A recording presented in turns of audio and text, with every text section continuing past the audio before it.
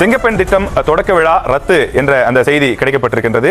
Guys, government ஃபங்க்ஷனை விட முதலமைச்சர் விஜய்க்கு அவரோட மேனேஜரோட வீட்டு ஃபங்க்ஷன் தான் ரொம்ப முக்கியமா அப்படின்ற கேள்வியை இப்ப எல்லாருமே கேட்டுக்கிட்டு இருக்காங்க. சிங்கப்பெண் திட்டம் தொடக்க விழா ரத்து என்ற அந்த செய்தி என்ன என்ன எழவி அது? இப்ப டிவிகே ஆட்சியில சட்ட ஒழுங்கு படு கேவலமா இருக்கு. உதயநிதி ஸ்டாலின் வந்து டிவிகேவை பார்த்து விமர்சனம் பண்றாரு. தமிழ்நாட்டில் சட்டம் ஒழுங்கு ஒன்று இருக்கா இல்லையான்னு மக்களுக்கு சந்தேகம் வருது என்றும், இந்த சோபா மாடல் அரசு அமைந்தது முதல் கொலை, கொள்ளை, பாலியல் வன்கொடுமை இப்படி குற்றங்கள் நடக்காத நாளே இல்ல. நிலைமையை பாத்தீங்கன்னா திமுக எல்லாம் டிவிகே கேள்வி கேட்கிற நிலைமையில இப்ப டிவிகே இருந்துகிட்டு இருக்கு அப்படின்ற மாதிரி தான் சொல்லணும். அசிங்கப்படுத்துறேன், இன்சல்ட் பண்றேன். அதாவது டீப் ஸ்லீப் மோட்ல முதலமைச்சர் விஜய் வந்து இருக்காரு. நீங்க டைம் கேட்கிற அளவுக்குலாம் தமிழ்நாடு தாங்காது சார் அப்படின்ற மாதிரி பயங்கரமா கலாச்சி விட்டுருக்காரு. சட்டம் ஒழுங்கை நிலைநாட்ட அவகாசம் வேணுமா சிஎம் சார் என்று முதலமைச்சர் விஜய்க்கு எதிர்க்கட்சி தலைவர் உதயநிதி ஸ்டாலின் கேள்வி எழுப்பியிருக்கிறார். இது கூடவே 67 கல் குவாரியை வந்து பாத்தீங்கன்னா டிவிகேவோட மினிஸ்டர் வந்து மூடி இருக்காரு பிரபு. சோ அதுக்கு வந்து எல்லாம் பயங்கரமா ஃபயர் விட்டுட்டு இருக்காங்க. தமிழகத்தில் இதுவரை 67 கல்குவாரிகள் தற்காலிகமாக மூடப்பட்டுள்ளன என அமைச்சர் தற்காலிகமா மூடிருக்காரு. அது பின்னாடி இருக்க நிலவரம் என்ன அப்படின்றத டீடைல்டா இந்த வீடியோல புட்டு வைக்க போறோம். ஓ, நீ அப்படி வரியா? இது கூடவே முதலமைச்சர் விஜய் க்ளோஸ் பண்ண ஒயின் ஷாப்பை திருப்பி ரீஓபன் பண்ணிருக்காங்க.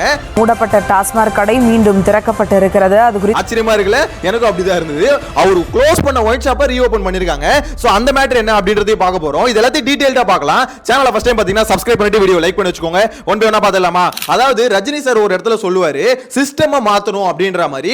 சிஸ்டம் சரி செய்யாம, அரசியல் மாற்றம் செய்யாம, அதே மாதிரி சீமான் கூட சில இடத்துல சொல்லியிருப்பாரு, இந்த மாதிரி ஆட்சி முறையை மாத்தணும் அப்படின்ற மாதிரி, அடிப்படையை மாத்தணும் அப்படின்ற மாதிரி. நீங்க ஆள் மாறுது, ஆட்சி மாறுகிறது, ஆட்சி முறை மாறுகிறதா? உடன் பிறந்தவனே, ஆட்சி முறை மாறுகிறதா? சோ இவங்க ரெண்டு பேரும் சொன்ன மேட்டர் என்னன்னா, டோட்டல் சிஸ்டமே மாத்தினாதான் சரியா இருக்கும்னு. ஆனா இப்ப அந்த சிஸ்டம் இங்க மாறி இருக்கான்னு பாத்தீங்கன்னா இல்ல, வெறும் ஆட்சி மட்டும் தான் மாறி இருக்கே தவிர மத்தபடி காட்சி எல்லாம் அப்படியே தான் இருக்கு. ஒத்துக்கிட மனசு இல்லனாலும்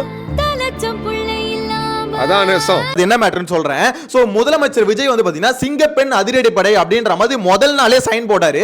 சோ நான் கூட சீக்கிரமா துவங்கி வச்சிருவாங்க அப்படின்னு பார்த்தா எல்லா ஏற்பாடும் பண்ணிட்டாங்க. ஆக்சுவலா சிங்கப்பெண்களுக்கு யூனிஃபார்ம்லாம் கொடுத்துட்டாங்க. அது கூட கொஞ்சம் வைரல் ஆச்சு. அந்த அளவுக்கு எல்லாம் ஆஹா சீக்கிரமா ஆரம்பிச்சிருவாங்க போல இருக்க. இதுக்கப்புறம் பெண்கள் பாதுகாப்பு பயங்கரமா வந்துரும் அப்படின்ற மாதிரி டிவி சைடுல ஃபயர் விட்டுட்டு இருந்தாங்க. ஆனா முதலமைச்சர் விஜய் இப்போ வரைக்கும் துவங்கி வைக்கவே மாட்டாரு. ரெண்டு தடவை பாத்தீங்கன்னா கேன்சல் பண்ணிருக்காங்க. முதல் தடவை டெல்லிக்கு போறதால கேன்சல் பண்ணாங்க. ரெண்டாவது தடவை அவர் இங்க தான் இருக்காரு. ஆக்சுவலா அவருக்காக எல்லா ஏற்பாடும் பண்ணிட்டாங்க. அங்க ஃபங்க்ஷனுக்கு பாத்தீங்கன்னா செலவு பண்ணிருக்காங்க. கவர்மெண்ட் பைசாவை செலவு பண்ணிருக்காங்க. அப்படி செலவு பண்ணி ஒரு ஃபங்க்ஷனுக்கு போயிட்டு ஒரு half an hourல கொடி அசைச்சிட்டு வந்துட்டா முடிஞ்சது. ஆனா அத பண்ணாம முதலமைச்சர் விஜய் அவரோட மேனேஜர் வீட்டு ஃபங்க்ஷனுக்கு போயிருக்காரு. சோ இது எல்லாரும் பயங்கரமா கிரிட்டிசைஸ் பண்ணிட்டு இருக்காங்க. என்ன சார் உங்களுக்கு பிரச்சனை? அதை துவங்கி வச்சுட்டா இப்ப என்ன அப்படின்ற மாதிரி கேட்டுக்கிட்டு இருக்காங்க. இன்னொரு விஷயம், அந்த சிங்கப்பெண் அதிரடி படை இருக்குல்ல, புதுசா ரெக்ரூட்மெண்ட் போட்டு காவலர்களை எக்ஸ்ட்ரா உள்ள எடுத்து அது மூலமா ஒரு படையை ஃபார்ம் பண்ணிருக்காங்கன்னு பாத்தீங்கன்னா அப்படி இல்ல, ஆல்ரெடி இருக்கிற போலீஸை வச்சு தான் இந்த படையை ஃபார்ம் பண்ணிருக்காங்க. சோ இதனால வந்து பாதுகாப்பு பெட்டரா கிடைக்குமா அப்படின்னு பாத்தீங்கன்னா ஏற்கனவே கிடைச்ச பாதுகாப்பு தான் கிடைக்கும். இன்னும் என்ன நீ பைத்தியக்காரனாவே நினைச்சிட்டு இருக்கறல? யோசிச்சு பாருங்களேன், ஒரு 50 பேர் பாதுகாப்பு பணியில இருக்காங்க. சோ இந்த 50 பேர் தான் ஆல்ரெடி பாதுகாத்துட்டு இருக்காங்க. அப்படி பாதுகாக்கும் போது பாத்தீங்கன்னா அங்க வந்து நிறைய குற்றங்கள் நடந்துகிட்டே இருக்கு. இப்போ நான் என்ன பண்றேன், அந்த 50 பேர்ல ஒரு 20 பேரை தனியா எடுத்து அவங்களுக்கு வேற ஒரு யூனிஃபார்ம் கொடுத்து இப்போ வந்து பாத்தீங்கன்னா உங்களுக்கு வந்து ஸ்பெஷல் ஃபோர்ஸ் அப்படின்ற மாதிரி நேம் வச்சுட்டு நீங்க பாதுகாங்க இதுக்கப்புறம் அப்படின்னு சொன்னா பாதுகாப்பு இன்க்ரீஸ் ஆயிடுமா என்ன? இல்ல இல்ல, அதே 50 பேர் தான் நாங்க வந்து பாதுகாப்புல இருக்க போறாங்க. சோ அந்த நிலைமை தான் இங்க போயிட்டு இருக்கு. இது வந்து பாத்தீங்கன்னா பெருசான சேஞ்ச் இல்ல அப்படின்ற மாதிரி பாத்தீங்கன்னா எதிர்க்கட்சிகளை விமர்சனம் பண்ணாலும் அட்லீஸ்ட் இந்த சிங்கப்பெண் அதிரடி படைன்னு சொன்னீங்களே அதை ஆரம்பிச்சாவது விட்டு தொலைங்களா அப்படின்ற மாதிரி கேள்வி கேட்டுட்டு இருக்காங்க. பிரச்சார சமயத்தில் தான் ஒரு நாள் வருவீங்க, ஒரு நாள் லீவ் போடுவீங்க. ஆனா இங்க வந்து உங்களுக்காக ஏற்பாடு பண்ண ஃபங்க்ஷனே பாத்தீங்கன்னா இத்தனை வாட்டி கேன்சல் பண்ணிட்டு இருக்கீங்கன்னா இது எந்த வகையில நியாயம் அப்படின்ற மாதிரி கேட்டுட்டு இருக்காங்க. ஏன்னா டெல்லியில போயிட்டு திருவள்ளுவர் சிலையை ஓபன் பண்றதா இருந்தது, இதையும் பாத்தீங்கன்னா ஓபன் பண்ணாம திருப்பி சென்னைக்கு வந்துட்டாரு. சோ இந்த மாதிரி நிறைய விஷயத்தை திருப்பி முதலமைச்சர் விஜய் வந்து பாத்தீங்கன்னா பேக் டு தி ஃபார்ம் அப்படின்ற மாதிரி கேன்சல் பண்ண ஆரம்பிச்சிருக்காரு.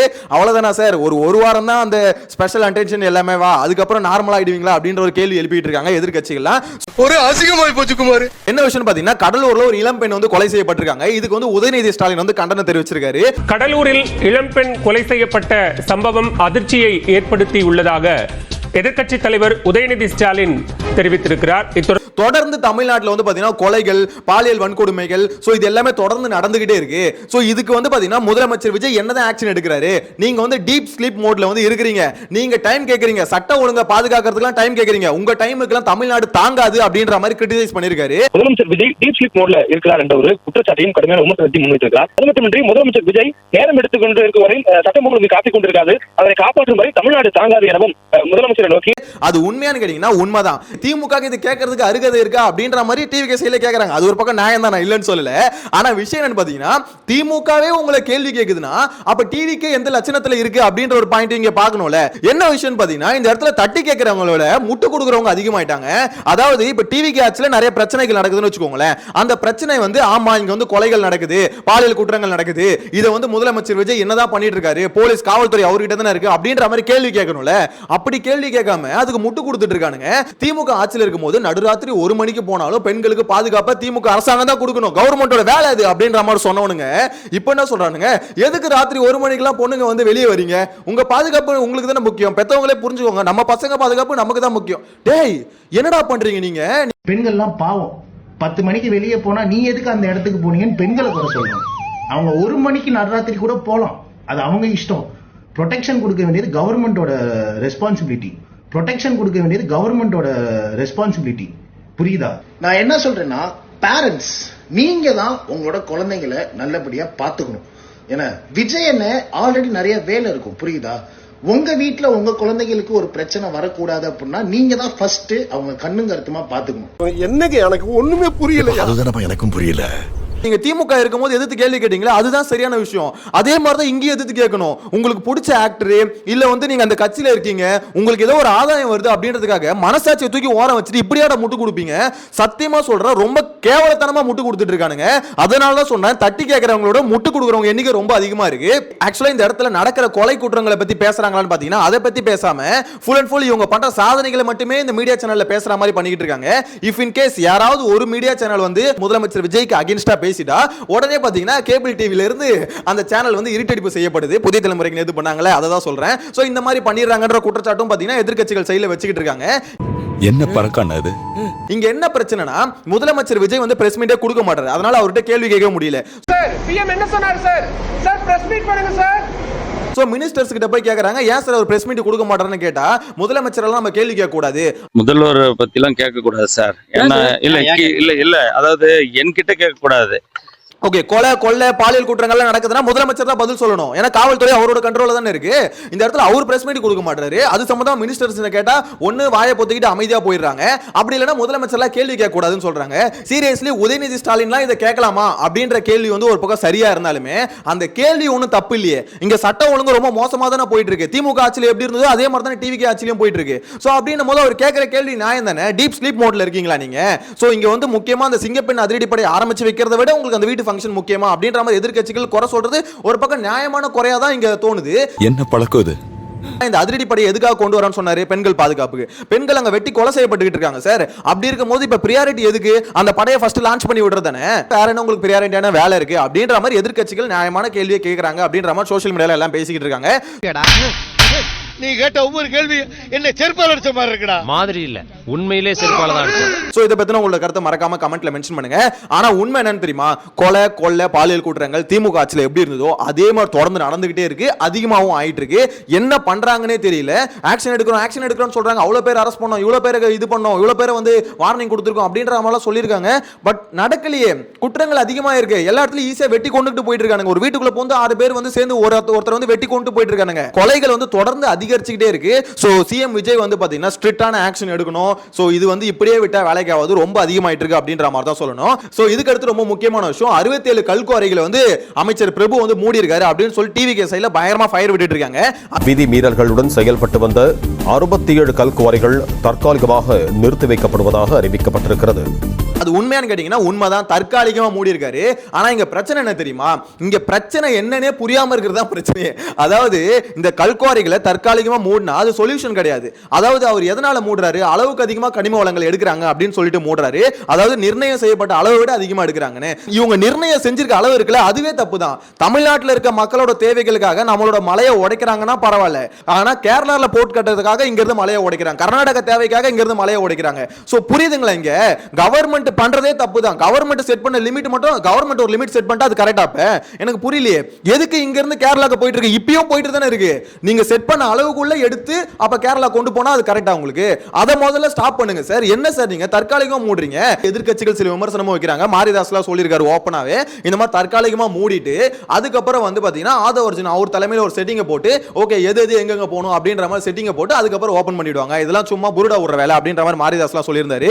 சோ அது ஒரு பக்கம் இருக்குதுன்னு வச்சுக்கோங்களேன். குவாரில ஒரு கடலாம் பண்ணல, தற்காலிகமா நிறுத்தி வச்சுட்டு எல்லாரும் வர சொல்லிட்டு ஆதவ பாருங்க, யாரு லாட்டரி போய் பாருங்க, அங்க அவங்க எல்லாத்தையும் கலெக்ஷன் முடிச்சதுக்கு அப்புறம் திரும்ப அந்த குவாரிகள் இயங்க ஆரம்பிச்சிடும். நான் சத்தியம் எடுக்கிறேன், எத்தனை நாள் இயங்காம இருக்கு நான் பாக்குறேன். ஆனா இங்க பேசிக்கா வர கேள்வி என்னன்னா, தமிழ்நாடு அரசு இவ்வளவு நாளா பண்ணிட்டு இருந்ததே தப்பு தானே? அதிமுக திமுக ரெண்டுமே பண்ணிட்டு இருந்தது தப்பு தானே?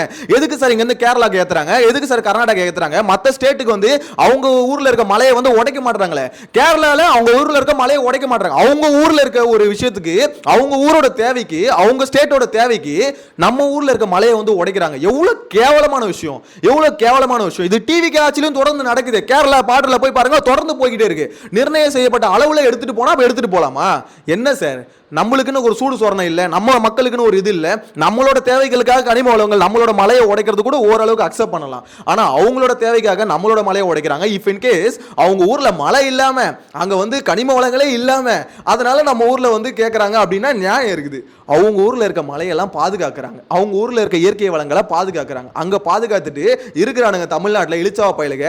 ஸோ இங்க வந்து பாத்தீங்கன்னா எவ்வளவு வேணா எடுத்துக்கலாம், காசை கொடுத்தா ஈன்னு பல்ல இழிச்சுக்கிட்டு பாத்தீங்கன்னா விட்டுருவாங்க அப்படின்ற மாதிரி தான் இத்தனை வருஷமா போயிட்டு இருந்தது. இப்ப டிவிகே ஆட்சியில் அதுல கண்டினியூ ஆகணும் போது நீங்க 67 தற்காலிகமா மூணா என்ன, இல்ல 1000 தற்காலிகமா மூணா என்ன, எனக்கு புரியல. அதனால என்ன டிஃபரன்ஸ் வரப்போகுது?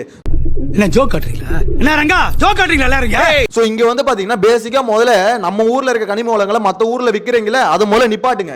அதுல முதல்ல நிப்பாட்டுங்க. நம்ம ஊர்ல இயற்கை வளங்கள், நம்ம ஊர்ல இருக்க இயற்கை வளங்களை பாதுகாக்கணும். கனிம வளத்துறை அமைச்சரோட முக்கியமான வேலையே இயற்கை வளங்களை பாதுகாக்கிறது தான். நீங்க 67 மூட்டிங்கன்னு சொல்லிட்டு எல்லாம் ஃபயர் விட்டுட்டு இருக்காங்க. தற்காலிகமா மூடி இருக்கீங்க அப்படின்ற மாதிரி. நிரந்தரமாவே மூடல, ஃபர்ஸ்ட் ஆஃப் ஆல் தற்காலிகமா தான் மூடி இருக்காரு. அதுக்கே எல்லாம் ஃபயர் விட்டுட்டு இருக்காங்க.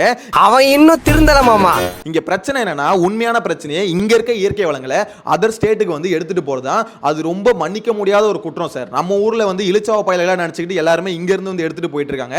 சோ அதை ஏதாவது கொஞ்சம் பார்த்து பண்ணுங்க அப்படின்ற மாதிரி சொல்ல தோணுது. சோ இதுதான் இங்க முக்கியம். தற்காலிகமா மூடுறது முக்கியம் இல்ல, ஒரு பர்மனன்ட் சொல்யூஷன் கொடுங்க.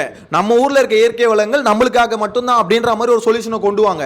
அதர் ஸ்டேட்டுக்கு இங்க இருந்து எடுத்து விக்காதீங்க. அது ஒரு பக்கம் இருக்கா. இன்னொன்னு வந்து க்ளோஸ் பண்ண ஒயின் ஷாப் வந்து ஓபன் பண்ணிருக்காங்க. திருப்பரங்குன்றத்தில் மூடப்பட்ட டாஸ்மாக் கடை மீண்டும் திறக்கப்பட்டு இருக்கிறது. அது குறித்து மதுரையில 3 ஒயின் ஷாப் வந்து க்ளோஸ் பண்ணிருக்காங்க. அதுல ஒண்ணு வந்து பாத்தீங்கன்னா ரீஓபன் பண்ணிட்டு இருக்காங்க. கேட்டா க்ளோஸ் பண்ண சொன்ன லிஸ்ட்ல வந்து இது இல்ல, தெரியாம மூடிட்டாங்களா. இப்போ வந்து பாத்தீங்கன்னா தெரிஞ்ச பிறகு ஓபன் பண்ணிட்டாங்களா. எனக்கு புரியலையே. ஒரு ஒயின் ஷாப்பை க்ளோஸ் பண்றது எவ்வளவு கஷ்டம். அதாவது அந்த லிஸ்ட்ல இல்லாத ஒரு கடையை தெரியாம இவங்க மூடி வச்சிட்டாங்களா இத்தனை நாள். இப்போ அது வந்து இல்லன்றது தெரிஞ்சதுக்கு அப்புறம் ஓபன் பண்ணிட்டாங்களா. சோ அந்த ஓனர் வந்து பாத்தீங்கன்னா ரீசெண்டா அதிமுகல இருந்து டிவிகேல ஜாயின் பண்ணவர் அப்படின்ற மாதிரியும் பேசிக்கிட்டு இருக்காங்க. சோ இந்த இடத்துல என்னன்னா, அப்ப மூடுற மாதிரி மூடிட்டு அப்ப எல்லாம் ஓபன் பண்றீங்களா அப்படின்ற ஒரு கேள்வியை பொதுமக்கள் சைடுலயும் சோஷியல் மீடியாலயும் கேட்டுக்கிட்டு இருக்காங்க. என்ன இது என்னன்னா, ஒரு கடையை க்ளோஸ் பண்ணா க்ளோஸ் பண்ணதுதான் சார், அது ஏன் சார் ரீஓபன் ஆகுது, ஸ்ட்ரிக்டான ஆக்ஷன் எடுக்கணும் அப்படின்ற மாதிரி பொதுமக்கள் கோரிக்கை வச்சிட்டு இருக்காங்க. அப்ப எல்லாமே சும்மா கண் தொடைப்பா. அப்ப உண்மையிலேயே நீங்க க்ளோஸ் பண்ண கடலாம் இப்ப க்ளோஸ்ல தான் இருக்கா, இல்ல வந்து பாத்தீங்கன்னா ரீஓபன் ஆகிட்டு இருக்கா? அதுதான் இங்க புரியல. ஏன்னா இது மேல ஒரு சந்தேகம் வருதுல, க்ளோஸ் பண்ண கடை திருப்பி ஓபன் ஆகுதுன்னா இது மேல ஒரு சந்தேகம் வருது. இன்னொன்னு அந்த டாஸ்மாக்ல வந்து அந்த 10 ரூபாய் மேட்டர் இருக்குல்ல, அது இப்போ வரைக்கும் நிக்கல, நிக்கவும் நிக்காது. அது ஒரு பெரிய காம்ப்ளிகேட்டடான ஒரு இஷ்யூவா போயிட்டு இருக்கு.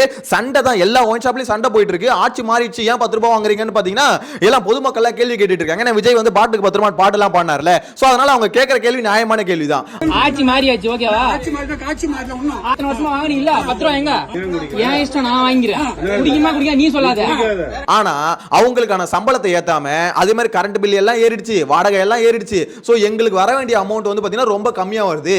இந்த அமௌண்ட் வச்சு தான் நாங்க வந்து பாத்தீங்கன்னா இதெல்லாம் வந்து மேனேஜ் பண்ணிக்கிட்டு இருக்கோம் அப்படின்ற மாதிரி அவங்க சைடுல ஒரு கோரிக்கை வைக்கிறாங்க. அது நியாயமான கோரிக்கை தான். அதுக்காக தான் ஸ்ட்ரைக்கும் பண்ணிக்கிட்டு இருக்காங்க. இங்க பிரச்சனை என்னன்னு பாத்தீங்கன்னா, கவர்மெண்ட் அவங்களுக்கு கொடுக்க வேண்டிய காசை வந்து பாத்தீங்கன்னா கரெக்டா கொடுத்துட்டா அவங்க அந்த காசை வாங்காம இருப்பாங்க. இன்னொன்னு அந்த பாட்டிலுக்கு 10 ரூபாய் இருக்குல்ல, அதை நாங்க வாங்க மாட்டோம் அப்படின்றத டாஸ்மாக் சைடுல இருந்து சொல்லிட்டு இருக்காங்க. எங்களோட வேலை இல்ல, இது திருப்பி வாங்குறது எங்களோட வேலை இல்ல அப்படின்ற மாதிரி சொல்லிட்டு இருக்காங்க. சோ இதுக்கு ப்ராப்பரான சொல்யூஷனை இன்னும் நம்ம கவர்மெண்ட் வந்து கொண்டு வரல. அது வரைக்கும் இந்த 10 ரூபாய் வாங்குவாங்க அப்படின்ற மாதிரி தான் போயிட்டு இருக்கு. அப்ப டிவிகே ஆட்சிலையும் 10 ரூபாய் வாங்குவாங்க. அப்ப வந்து டிஎம்கே ஆட்சியில வந்து அதை ஒரு குறையா சொல்லி தான் விஜய் பாட்டு பண்ணாரு. அப்ப விஜயோட ஆட்சியில அதையே அவரால் தீர்த்து வைக்க முடியலனா எதை தீர்த்து வைப்பாரு அப்படின்ற மாதிரி. பாட்டிலுக்கு 10 ரூபாய் பாட்டிலுக்கு 10 ரூபா, பாட்டிலுக்கு 10 ரூபா. அதிகார மக்கள் இருக்காங்களே அப்படி சொல்லக்கூடாதோ, மது பிரியர்கள் அவங்க வந்து பாத்தீங்கன்னா கேள்வி எழுப்பிட்டு இருக்காங்க. முதலமைச்சர் விஜய் அவர்கள் தான் அதுக்கு வந்து தக்க பதிலை கொடுக்கணும் அப்படின்ற மாதிரி சொல்ல தோணுது. இதுதாங்க சூப்பர் ஸ்டார் ரஜினியும் சரி சீமான் அவரும் ரெண்டு பேருமே சொன்ன விஷயம் இதுதான். அதாவது சிஸ்டம் சரியில்லை, சிஸ்டம் டோட்டலா மாத்தணும். இங்க ஆட்சி சரியில்லை, ஆட்சி மட்டும் தான் மாறுது, ஆனா அடிப்படை மாற மாட்டுது, அடிப்படை அரசியல் மாற்றம் வந்து வரணும் அப்படின்ற மாதிரி சீமான் சொல்லுவாரு. சோ இது இங்க நடந்திருக்கான்னு பாத்தீங்கன்னா இது இங்க நடக்கல. சிஸ்டம் சரி செய்யாம, அரசியல் மாற்றம் செய்யாம ஆட்சி மாற்றம் நடந்தா மீன் குழம்பு வச்ச பாத்திரத்தை அந்த பாத்திரம் கழுவாம சக்கரை பொங்கல் வச்சா எப்படி இருக்கும், அந்த மாதிரி தான் இருக்கும் அந்த ஆட்சி. அப்படியே ஏடிஎம்கே டிஎம்கே ஆட்சி வந்து பாத்தீங்கன்னா திருப்பி கண்டினியூ ஆகுது அப்படின்ற ஒரு ஃபீல் தான் பொதுமக்களுக்கு வந்திருக்கு. கண்ணு முன்னாடி அதை தான் பார்க்க முடியுது. என்ன இந்த ஒரு சில இடத்துல சில மினிஸ்டர்ஸ் வந்து ஆக்ஷன் எடுக்கிறாங்க, லஞ்சம் வாங்குறத பிடிக்கிறது, இந்த மாதிரி ரைடுக்கு போறது, அந்த ரீல்ஸ் எல்லாம் பார்க்க முடியுது. இதெல்லாம் கொஞ்சம் பாசிட்டிவா வேணா எடுத்துக்கலாமே தவிர மற்றபடி பாத்தீங்கன்னா அப்படியே அதே சிஸ்டம் மேல தான் பாத்தீங்கன்னா இந்த வண்டியும் ஓடிக்கிட்டு இருக்கு. ஸோ இதுல வந்து எந்த டிஃபரன்ஸும் இல்லை இப்போ வரைக்கும் அப்படின்ற மாதிரி தான் சொல்ல தோணுது. சட்டம் ஒழுங்கு சந்தி சிரிக்குதான்னு கேட்டீங்கன்னா சந்தி சிரிச்சுக்கிட்டு தான் இருக்கு. இப்போ இல்ல, திமுக ஆட்சியிலிருந்தே சந்தி சிரிச்சுக்கிட்டு தான் இருக்கு. அதை வந்து டிவிக்கு தலைவர் விஜய் முதலமைச்சர் ஆனதுக்கு அப்புறம் மாத்துவார்னு எல்லாம் நம்புனாங்க. ஆக்சுவலா பெண்கள் பாதுகாப்பை உறுதி பண்ணுவாரு அப்படின்ற மாதிரி நம்புனாங்க. ஆனா அது நடக்குதான்னு பாத்தீங்கன்னா இப்போ வரைக்கும் நடக்க முடியல. பாலியல் குற்றங்கள் தொடர்ந்து அதிகரிச்சுக்கிட்டு தான் இருக்கு, கொலைகள் நடந்துகிட்டு தான் இருக்கு. ஆனா இப்போ வரைக்கும் அது வந்து ஸ்டாப் ஆகல. அதுல ஸ்டாப் பண்றதுக்கு கொண்டு வந்த சிங்கப்பெண் அதிரடி படையும் பாத்தீங்கன்னா துவங்கி வைக்காம அவர் வந்து மேனேஜர் வீட்டு ஃபங்க்ஷனுக்கு வந்து போயிட்டு இருக்காருன்னு கிரிட்டிசிசம் வந்துகிட்டு இருக்கு. சோ ஓவராலா பார்க்கும்போது டிவிகே சைடுல விமர்சனங்கள் அதிகமா இருக்கு. ஆனா அதை விட அதிகமா முட்டு கொடுக்கிறது அதிகமா இருக்கு. அதாவது அரசியல் புரியாதவனுங்க இருப்பானுங்களே, அவனுங்க கிட்ட கூட என்னென்ன நடக்குதுன்னு சொல்லி புரிய வச்சிடலாம். ஆனா அரசியல்லாம் என்னன்னே தெரியாதவனுங்க இருப்பானுங்களே, அவனுங்கிட்ட எதையுமே நம்ம பேசி புரிய வைக்கவே முடியாது. பேசினா திருப்பி திருப்பி பாத்தீங்கன்னா அவர் இப்பதானே வந்திருக்காரு டைம் கொடுக்கணும், அவர் இப்பதானே வந்திருக்காரு டைம் கொடுக்கணும் அப்படின்னு. ஏன்டா டைம் கொடுக்கணும், ஏன் டைம் கொடுக்கணும் எனக்கு புரியல. சட்டம் ஒழுங்குக்கு ஏன் டைம் கொடுக்கணும்? படிடா, ஒழுங்கா படிடா. அதாவது அவர் வந்து பாத்தீங்கன்னா 2500 ரூபாய் தரத்துக்கு டைம் கேட்கிறாரு அப்படின்னா டைம் கொடுக்கல நியாயம். இன்னொன்னு எல்லாத்துக்குமே பாத்தீங்கன்னா அதை காரணமா சொல்ல முடியாதுல. முதலமைச்சர் விஜய் ஏன் பிரஸ் மீட் கொடுக்கலனா 10 லட்சம் கோடி கடன் இருக்குன்னு சொன்னா இதுல நியாயமா இருக்கா? எனக்கு புரியலையே. பிரஸ் மீட்டுக்கும் அதுக்கும் என்னையா சம்பந்தம் அப்படின்ற கேள்விதான் வருது. இன்னொன்னு அவங்க எல்லாத்துக்கும் டைம் கொடுங்க டைம் கொடுங்க டைம் கொடுங்கன்னு கேக்குறாங்க. அப்படிலாம் எப்படிங்க டைம் கொடுங்க? சட்டம் ஒழுங்குக்கு எப்படிங்க டைம் கொடுப்பாங்க? நாளைக்கு நம்ம வீட்டுல ஒரு கொலை இந்த மாதிரி நடக்கும்போது அப்ப முதலமைச்சர் விஜய் பார்த்து கேள்வி கேட்க மாட்டீங்களா? என்னையா சட்டம் ஒழுங்கு இருக்குது, வீடு புகுந்து வந்து வெட்டு போறானுங்க, இது தமிழ்நாடா இல்ல வந்து வடநாடா அப்படின்ற கேள்வி கேட்க மாட்டீங்களா? நாடா இல்ல காடா அப்படின்ற மாதிரி விஜய் வந்து கேள்வி கேட்டார்ல பிரச்சாரத்தப்ப, அந்த கேள்வி விஜய் பார்த்து கேள்வி கேட்க மாட்டீங்களா? அப்ப நம்ம வீட்டுல வந்தாதான் உங்களுக்கு வலிக்கும், அப்ப நம்ம நாட்டுல நடக்கும்போது உங்களுக்கு வலிக்காதா? திமுக ஆட்சியில கேட்ட கேள்வி கரெக்டான கேள்வி, அந்த கேள்வியை இப்ப ஏன் கேட்க மாட்டீங்க? ஏன் இப்படி முட்டு கொடுக்குறீங்க? எனக்கு புரியலையே. இது வந்து பணத்தை வாங்கிட்டு இப்படி முட்டு கொடுக்குறீங்களா, இல்ல வந்து பாத்தீங்கன்னா அந்த ரசிக வெறியில இப்படி முட்டு கொடுக்குறீங்களா? என்ன பண்ணாலும் விஜய் அவர்கள் பண்றது சரிதான் அப்படின்ற மாதிரி எப்படி முட்டு கொடுக்குறீங்க? இந்த இடத்துல வந்து பாத்தீங்கன்னா ஒரு சரியான விஷயம் பண்ணும்போது பாராட்டலாம். இந்த பரந்தூர் விமான நிலையம் ஸ்டாப் ஆயிடுச்சுன்னு சொன்னாங்க, இப்போ வரைக்கும் அபிஷியலா வரல. ஆனா அது சரியா இருக்கும் பட்சத்துல, உண்மையா இருக்கும் பட்சத்துல அதை வந்து பாராட்டலாம். நேத்து வீடியோல கூட நான் அதான் சொல்லியிருந்தேன், உண்மையான விஷயத்துக்கு சரியான விஷயத்துக்கு பாராட்டுங்க. ஆனா இங்க நடக்கிற அநியாயங்களை வந்து பாத்தீங்கன்னா முட்டு கொடுக்காதீங்க. அது உங்களுக்கு தானே நாளைக்கு டேஞ்சர். இப்படி வந்து முட்டு கொடுக்கிற கூட்டம் வந்து ரொம்ப அதிகமாயிட்டே இருக்கு. விஜய் என்ன பண்ணாலும் சரிதான், அவர் என்ன பண்ணாலும் சரிதான் அப்படின்ற மாதிரி ஒரு பிளைண்டான ஒரு கூட்டம். இது வந்து பைத்தியக்கார கூட்டத்தோட ரொம்ப மோசமான கூட்டமா இருக்கு. சோ என்ன சொல்றதுனே தெரியல, ஒரு மாதிரி ஷாக்கிங்கா இருக்கு இந்த மாதிரிலாம் பேசும்போது. ஏன்னா மூக்கு புடப்பா இருந்தா சில நேரத்துல இப்படி எல்லாம் யோசிக்க தோணும் கொஞ்சம். டேய் சத்தியமா விளங்கிடுடா தமிழ்நாடு அப்படின்ற மாதிரி தான் சொல்ல தோணுது. எனிவேஸ் இவனுங்க கிட்ட மாட்டிக்கிட்டு நம்ம என்ன பாடுபட போறோமோ, உங்களோட கருத்து எல்லாம் மறக்காம கமெண்ட்ல மென்ஷன் பண்ணுங்க. நெக்ஸ்ட் வீடியோல மீட் பண்ணலாம். டாடா பை பை.